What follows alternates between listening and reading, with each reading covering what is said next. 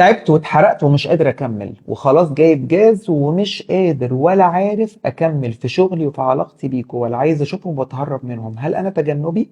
هل انا شخص وحش؟ لا، انت شخص ما بيعرفش ينظم مشاعره وينظم علاقاته وتعرض للاستغلال والانتهاك، وقلت لكل الناس حاضر ونعم وحبايبي وتحت امركم وموافق وانا موجود. ده عرضك للاستغلال والاحتراق. بقت علاقتك بشريك حياتك او علاقتك باهلك او علاقتك في شغلك قائمة على إن أنت بترضي اللي قدامك وملكش حقوق. فجأة صحيت أنا موجوع ووحيد ومتضايق ومضغوط.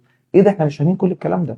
إيه اللي معطلك وإيه اللي تعبك؟ ما كنت كويس زمان وبتدينا وبتوافق على طلباتنا. نظم حدودك ونظم علاقاتك، لأن الاحتراق اللي أنت بتتعرض له بيكلفك كتير من صحتك ومن مشاعرك، وبيكلف أسرتك الصغيرة حاجات كتير، وبيخليك مش قادر تدي أي حب أو أي شيء إلا على حساب نفسك. الاحتراق كلنا ممكن نوصل له لو ما شحناش، لو ما أخدناش كفايتنا من الحب والاحترام والتقدير والاحتواء. خد وهات عشان ما نوصلش للبيرن اوت. الاحتراق مظاهره ايه؟ نوع من انواع الدبريشن، مش عايز اتكلم مع حد، مش عايز احلق دقني، مش عايز اشوف الناس، او عايز اقعد في الاوضه الضلمه، او مش عايز اشوفكم واهرب واتجنب.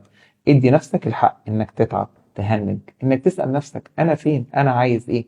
يا ترى انت مبسوط زي ما بتبسط الناس؟ يا ترى انت بتاخد بنفس الطريقه اللي بتدي بيها؟ شوف انت بتساعد ازاي انك تتعرض للاستغلال وتوصل للبيرن اوت. البيرن اوت هو قرار انت خدته من زمان لما قررت انك ما تعبرش عن نفسك وتنكر نفسك وتضحي عشان اللي قدامك. احنا هنا عشان نتعلم باسلوب علمي ازاي نقدر نساعد الشخص انه ما يغصش وما يغتصش وما يبقاش في البيرن اوت. الاحتراق النفسي حاجة بتحصل لنا بسبب ضغوط الحياة. الضغوط اصلا كتيرة. ليه انت ما تكونش رحيم بنفسك وصادق مع نفسك وتكون عندك نوع من انواع الرحمة والتصالح مع النفس؟ محتاج تستكشف ايه اللي مخليك مش قادر تقول لا او خايف تقول لا.